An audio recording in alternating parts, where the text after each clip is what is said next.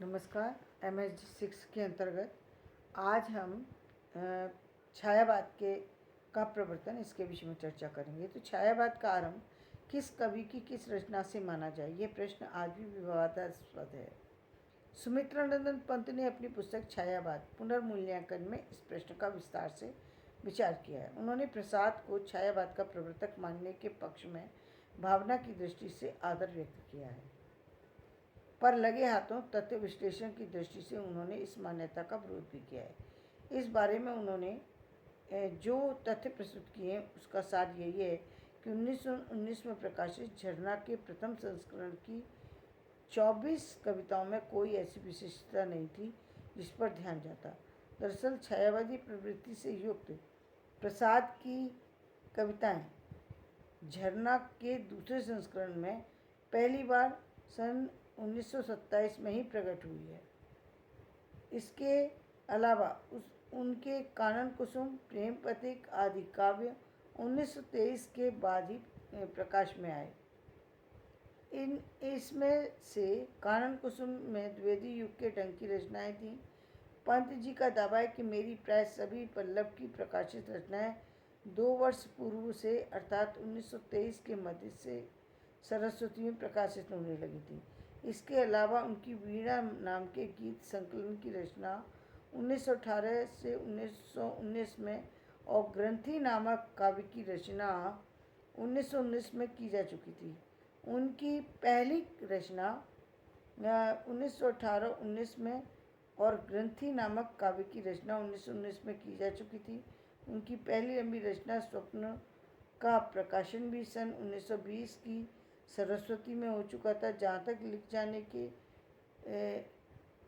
का प्रश्न है, निराला जी का कहना था कि जूही की कली तो उन्होंने 16 में ही लिख डाली थी।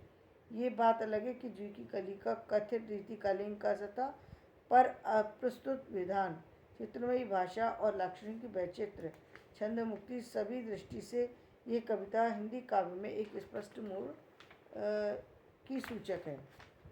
झरना के बारे में शुक्ल जी का निम्नलिखित कथन उद्धृत है। झरना के द्वितीय संस्करण में छायावाद कही जाने वाली विशेषताएं स्पष्ट रूप से दिखाई पड़ने लगी।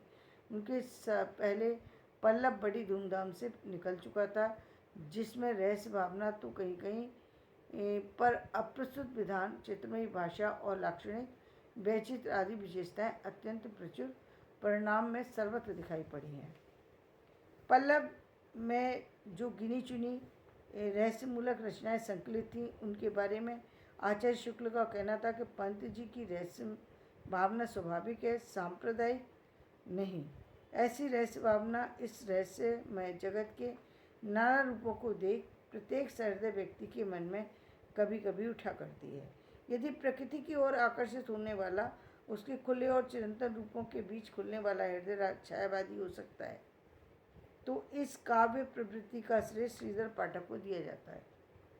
और यदि असंप्रदायिक रहस्य भावना की दृष्टि से देखा जाए तो रविंद्रनाथ की गीतांजलि की पहली प्रतिध्वनि मुकुटधर पांडे के काव्य में सुनाई पड़ती है। परंतु छायावाद न प्रकृति प्रेम है और न ही रहस्य भावना, वह वस्तुतः विशेष सौंदर्य दृष्टि का उन्मेष है। रहस्योन्मुखता, प्रकृति प्रेम आदि उसी की अभिव्यक्ति की विविध सारणियाँ हैं।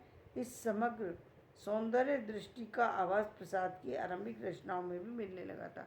यानी एक तरफ पंत को मान रहा है और एक तरफ प्रसाद जी को, इसको लेकर विवाद बना ही हुआ है। कामिनी और आरंभिक रचना प्रेम पथिक और सहज स्वाभाविक परिणति है। निष्कर्ष ये कि छायावाद का प्रवर्तन किस कवि की किस रचना से हुआ, इसका एकदम ठीक से निर्णय करना कठिन है। वस्तुतः सुमित्रानंद पंत ने छायावाद के आरंभ के विषय में जो कहा उसमें काफ़ी सार है। मेरे विचार से छायावाद की प्रेरणा छायावाद के प्रमुख कवियों को उस युग की चेतना से स्वतंत्र रूप से मिली है। ऐसा नहीं हुआ किसी एक कवि ने पहले उस धारा का प्रवर्तन किया हो और दूसरों ने उसका अनुगमन पर उसके विकास में सहायता दी हो। ये बात इसलिए और सही हो जाती है कि किन्हीं समानताओं के रहते हुए भी छायावाद के कवियों में विविधता और भिन्नता की कमी नहीं है, इसलिए किसी एक को छायावाद का प्रवर्तक नहीं माना जा सकता। धन्यवाद। मैं अपना वीडियो यहीं समाप्त करती हूँ। मेरा वीडियो पसंद आए इसे लाइक करें, शेयर करें, सब्सक्राइब करें।